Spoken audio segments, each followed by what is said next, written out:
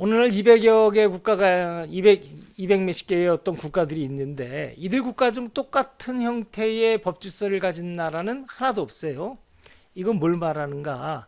그만큼 인간 사이의 분배 질서가 혼란스럽고 그 다음에 일정하지 않다는 것을 얘기해 주죠.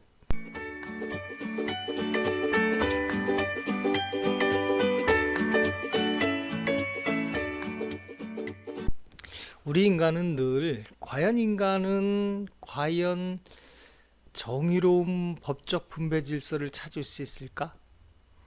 정의로운 분배 질서는 과연 존재하는가? 라는 질문 앞에 늘 서 있어요. 이에 관해서 수많은 철학적인 또 이론적인 논의가 있어 왔고요. 아직도 의견 일치는 존재하지 않아요. 정의를 바라보는 관점이 다양하고 그 가치관이 다 다양하기 때문이에요. 한번 볼까요? 분배의 결과가 정의로운가? 결과의 관점이죠. 분배의 절차가 정의로운가? 절차의 관점. 분배 방법이 정의로운가? 또 누가 분배의 주체가 되면은 정의로울까? 분배의 궁극적 가치는 뭘까? 기타 분배의 본질, 형식 등 다양한 관점이 존재해요. 예를 들어 봅시다. n분의 1로 나눠 가지는 것이 옳다라고 생각하는 공산주의는 최종적인 분배 결과를 중시하는 거고요. 각자의 주인성, 주체성을 인정해서 거래의 자유, 거래의 기회를 동등하게 주어지는 것이 중요하다는 자유시장주의는 분배 방법에 관한 논의고요.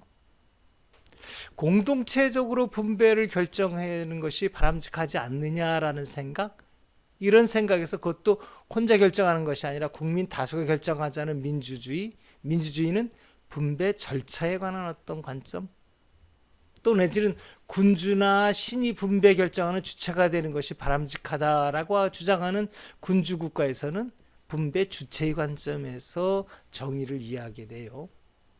이처럼 분배에 관한 정의에 관해서 다양한 견해가 존재해요.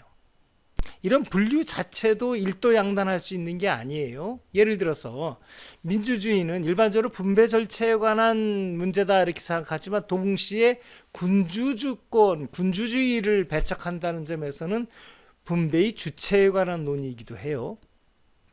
공산주의는 분배 결과에 관한 정의론이라고 볼 수도 있지만 동시에 자유시장주의를 배척하는 거란 말이에요. 그런 의미에서 볼 땐 분배 방법에 관한 것이라고 이렇게 볼 수도 있어요.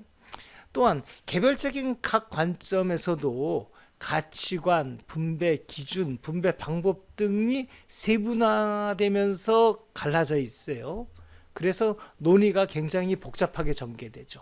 예를 들어서 분배 절차를 중시하는 민주주의에서도 직접민주제를 배제하는 것이 좋은 건지, 직접민주제를 어느 정도 가미하는 게 좋은 건지, 간접민주제를 할 때는 국민이 어느 정도 참여하도록 하는 것이 좋은 건지, 뭐 등등 이처럼 이제 여러 가지 분배 방식이 이제 세분화되기 시작하는 거죠. 분배 주체의 관점에서도 마찬가지예요. 신이 결정할 것인지, 군주가 결정할 것인지, 국민이 결정할 것인지 나눠지죠. 분배 방식에 관해서도 마찬가지예요. 순수하게 자유방임주의적 시장주의로 나눌 것인지 아니면은 오늘날 대부분 나라들이 택하고 있는 사회복리적 자유주의 쪽 방법으로다가 분배를 할 것인지 논란이 분분하죠. 오늘날 200여 개 국가가 200 몇십 개의 어떤 국가들이 있는데 이들 국가 중 똑같은 형태의 법 질서를 가진 나라는 하나도 없어요. 이건 뭘 말하는가? 그만큼 인간 사이의 분배 질서가 혼란스럽고 그 다음에 일정하지 않다는 것을 얘기해 주죠. 이제 정의 문제를 다룬다는 것은 이것을 어떻게 이해할 것인가 이런 문제가 되는 거예요.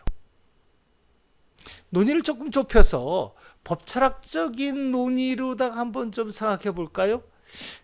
미안하지만 법철학적으로다 논의를 좁혀도 의견 일치는 볼 수가 없어요. 법철학의 주된 관심거리는 법의 본질, 연원에 대해서 질문을 던지는 거예요. 뭐가 법의 본질이냐? 또 정의로운 법이 존재하느냐?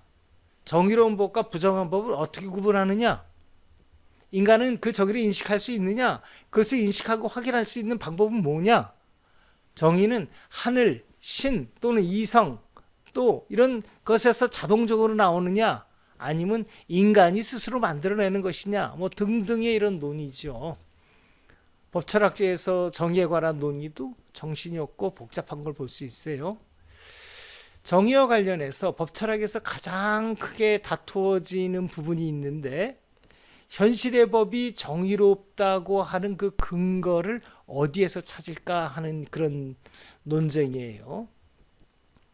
현실의 법과 대비되는 우리 현실에 있는 우리가 이제 적용되는 현실의 법과 대비되는 어떤 궁극적인 정의, 뭐 도덕일 수도 있고 칸트가 말하는 도덕 법칙일 수도 있고 어떤 윤리 뭐 이런 것들이 존재하느냐?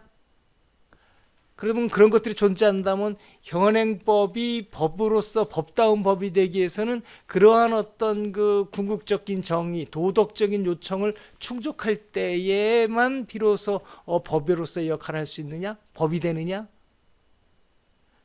그런 어떤 궁극적인 정의를 인간이 인식할 수 있을까?